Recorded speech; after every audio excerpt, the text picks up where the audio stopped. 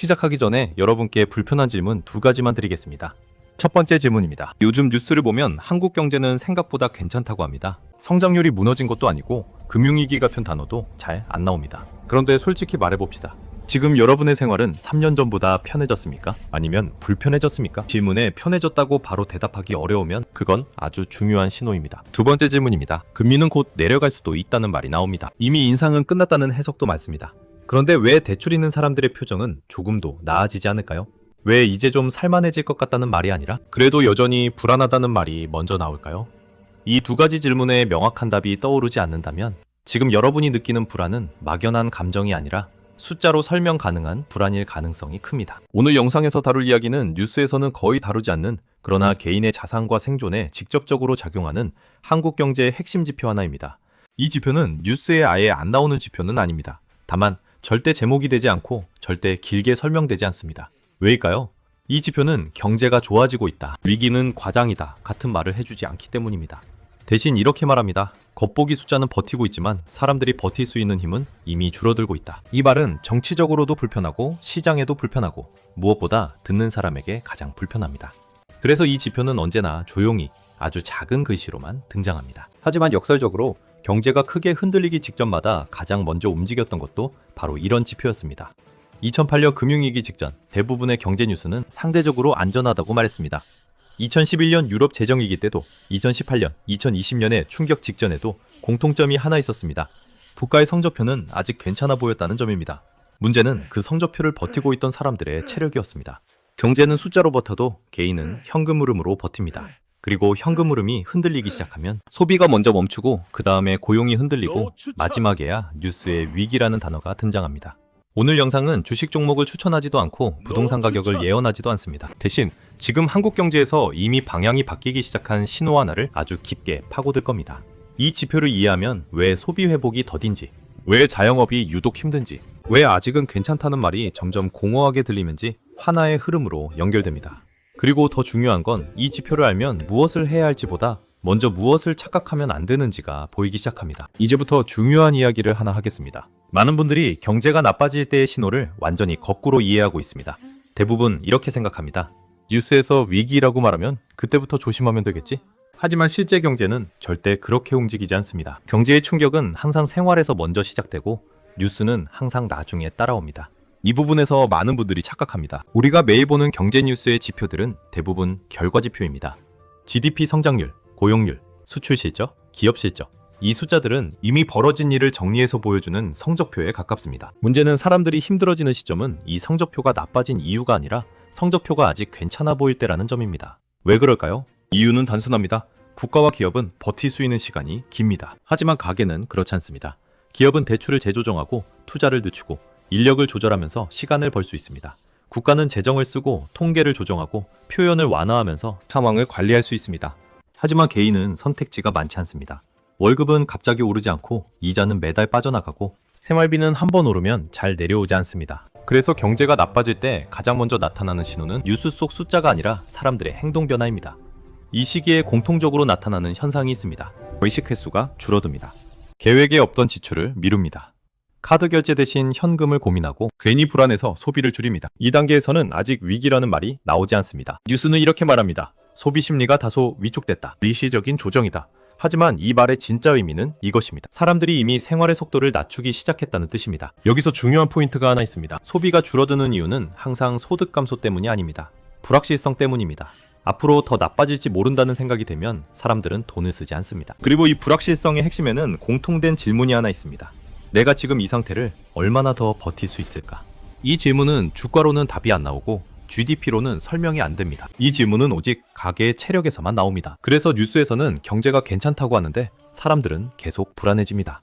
뉴스는 전체 평균을 말하지만 사람들은 내 통장을 기준으로 느끼기 때문입니다. 이 괴리가 커질수록 사람들은 경제 뉴스를 더 보게 되지만 볼수록 더 불안해집니다. 왜냐하면 뉴스가 설명해주지 않는 진짜 원인이 따로 있기 때문입니다. 이제 오늘 영상의 핵심으로 들어가겠습니다. 지금부터 이야기할 이 지표는 주가처럼 화려하지도 않고 GDP처럼 국가 대표 선수도 아닙니다. 하지만 이 지표는 경제가 흔들릴 때 항상 사람부터 먼저 건드립니다. 바로 가계이자 부담률입니다. 말이 조금 어렵게 느껴질 수 있지만 내용은 아주 단순합니다. 한 가정이 벌어들이는 소득 중에서 얼마가 이자로 빠져나가고 있는가 그 비율입니다. 월급이 400만 원인데 이자만 80만 원을 내고 있다면 이자 부담률은 20%입니다. 여기서 중요한 점이 있습니다. 이자는 선택 지출이 아닙니다. 기분 나쁘다고 줄일 수 있는 돈도 아닙니다. 다음 달로 미룰 수도 없습니다. 그래서 이자 부담률은 가계의 체력을 가장 정확하게 보여주는 지표입니다. 이 부분에서 많은 분들이 또 착각합니다. 이자는 소득이 늘면 해결되는 문제 아니냐? 금리만 내려가면 괜찮아지는 거 아니냐? 현실은 정반대입니다. 이자 부담률이 무서운 이유는 한번 올라가기 시작하면 생활 전체를 동시에 압박하기 때문입니다. 이자가 늘어나면 가계는 거의 자동으로 같은 순서를 밟습니다. 먼저 소비를 줄입니다. 그래도 안 되면 저축을 깹니다. 그래도 안 되면 추가 대출을 고민합니다. 마지막 단계가 연체입니다. 이 과정에서 중요한 건 뉴스가 2단계를 거의 포착하지 못한다는 점입니다. 왜냐하면 아직 사건이 벌어진 게 아니기 때문입니다. 연체율이 폭등한 것도 아니고 파산이 쏟아진 것도 아닙니다. 그냥 사람들이 조용히 버티고 있을 뿐입니다. 그래서 이 지표는 뉴스에서 늘 이런 식으로만 등장합니다. 가계부채 부담은 여전히 관리가 필요하다. 다소 높은 수준이다. 하지만 이 말의 진짜 의미는 이렇습니다. 이미 부담은 한계 근처까지 와 있다. 이자 부담률은 항상 위기보다 먼저 움직였습니다. 2008년 금융위기 이전 주가는 고점 근처였고 경제 성장률도 나쁘지 않았습니다. 하지만 가계 이자 부담률은 이미 몇 년 전부터 조용히 그러나 확실하게 올라가고 있었습니다. 사람들은 소비를 줄였고 신용카드 사용이 늘었고 불안은 쌓였지만 뉴스는 말하지 않았습니다. 2011년 유럽 재정위기 때도 마찬가지였습니다.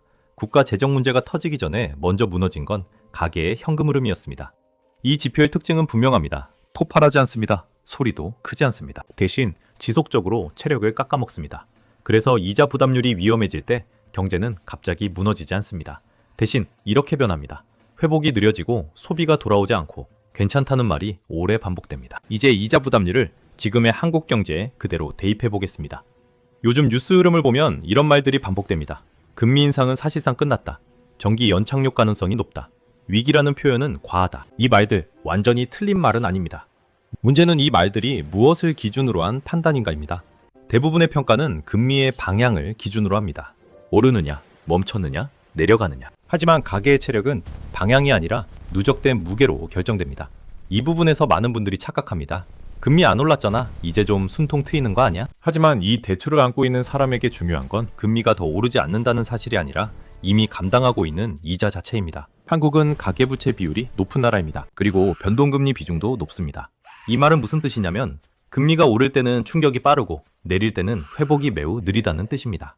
왜냐하면 금리가 조금 내려가도 원금이 줄어든 건 아니기 때문입니다. 그래서 지금 상황은 이렇게 요약할 수 있습니다. 경제는 멈춰섰지만 가계의 부담은 여전히 움직이고 있습니다. 이자 부담률이 높은 상태가 오래 지속되면 경제는 특이한 모습으로 변합니다. 갑자기 무너지지 않습니다. 대신 아무것도 회복되지 않는 상태가 길어집니다. 이 시기에 나타나는 현상들은 이미 곳곳에서 관찰되고 있습니다. 고용부터 보겠습니다. 대규모 구조조정 뉴스는 많지 않습니다. 그런데 채용 공고는 줄어듭니다. 신입 채용은 미뤄지고 비정규직 비중이 늘어납니다. 이건 위기의 전조라기보다 기업이 먼저 체력을 아끼는 단계입니다. 자영업도 마찬가지입니다. 회업 숫자가 갑자기 폭증하지는 않습니다. 대신 버티고는 있지만 남는 게 없는 상태가 길어집니다. 이 단계가 위험한 이유는 겉으로는 멀쩡해 보이기 때문입니다. 부동산도 비슷합니다. 가격이 급락하지 않으니 바닥이라는 말이 나옵니다. 하지만 거래가 붙지 않고 대기자만 늘어납니다.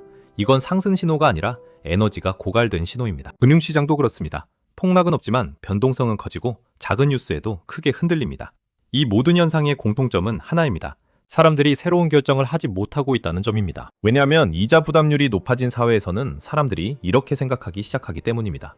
지금은 움직일 때가 아니다. 조금만 더 보자. 문제는 이 조금만 더가 사회 전체로 퍼질 때 발생합니다. 소비는 늦어지고 투자는 미뤄지고 회복은 계속 뒤로 밀립니다.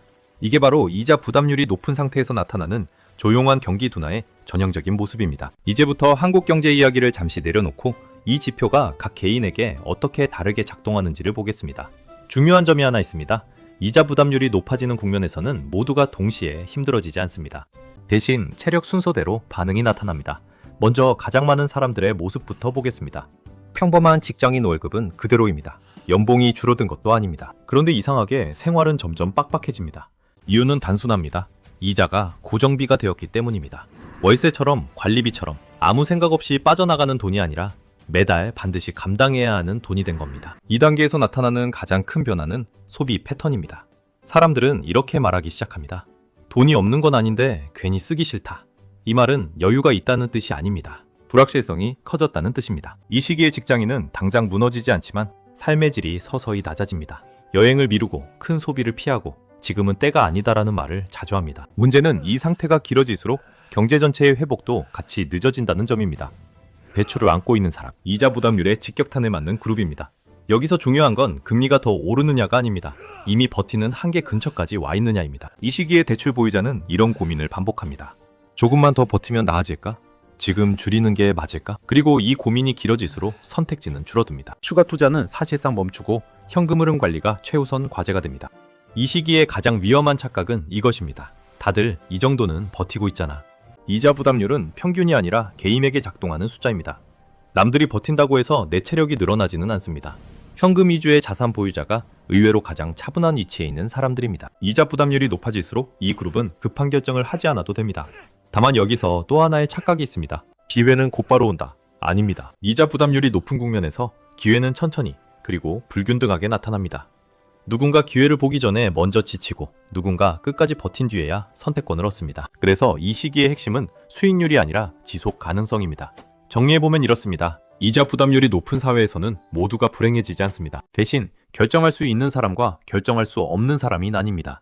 그리고 그 차이는 능력보다 체력에서 먼저 갈립니다. 여기까지 오셨다면 이제 분명해졌을 겁니다. 오늘 우리가 이야기한 건 한국 경제가 망했다는 이야기도 아니고 곧 큰 위기가 온다는 예언도 아닙니다. 다만 하나는 분명합니다. 지금 한국 경제는 성장 국면도 아니고 위기 국면도 아닙니다. 체력을 점검하는 국면에 들어와 있습니다. 그리고 이 체력은 GDP나 주가 지수가 아니라 가계의 이자 부담률에서 가장 먼저 드러납니다. 이 지표가 중요한 이유는 단순합니다. 이자는 미룰 수 없고 줄이기 어렵고 모두에게 동시에 작동하기 때문입니다. 그래서 이 지표가 높아질수록 사회는 이런 방향으로 움직입니다. 사람들은 도전보다 유지를 택하고 확장보다 관망을 선택하고 결전보다 대기를 선택합니다. 이 과정은 폭발적이지 않습니다. 조용합니다. 그래서 더 오래 갑니다. 이 지점에서 오늘 영상의 핵심 메시지를 딱 하나로 정리하면 이겁니다. 무엇을 사야 할까를 고민할 시기가 아니라 내가 무엇을 감당하고 있는가를 점검할 시기입니다. 그래서 영상을 마치기 전에 여러분께 3가지 질문만 남기겠습니다. 이 질문은 답을 공개할 필요도 없고 누군가에게 보여줄 필요도 없습니다. 다만 스스로에게 정직하게 답해보셔야 합니다. 첫 번째 질문입니다. 내 소득에서 이자로 빠져나가는 비율은 3년 전보다 줄었습니까? 아니면 늘었습니까? 여기서 중요한 건 금리가 아니라 비율입니다. 두 번째 질문입니다. 최근 소비를 줄이고 있다면 그 이유는 계획 때문입니까? 아니면 막연한 불안 때문입니까? 이 둘은 겉보기엔 비슷하지만 완전히 다른 신호입니다. 세 번째 질문입니다. 지금 내 자산 구조는 성장을 전제로 짜여 있습니까? 아니면 버팀을 전제로 짜여 있습니까? 정답은 없습니다. 다만 이 질문에 답을 못하는 상태가 가장 위험합니다. 오늘 영상은 불안을 키우기 위한 영상이 아닙니다. 오히려 막연한 불안을 구조로 바꾸기 위한 영상입니다. 구조를 이해하면 공포는 줄어들고 선택은 차분해집니다. 지금 이 순간 가장 중요한 건 서두르지 않는 것입니다. 하지만 모르고 지나가는 건 더 위험합니다. 오늘 영상은 여기까지입니다. 이상 돈의 속사정이었습니다.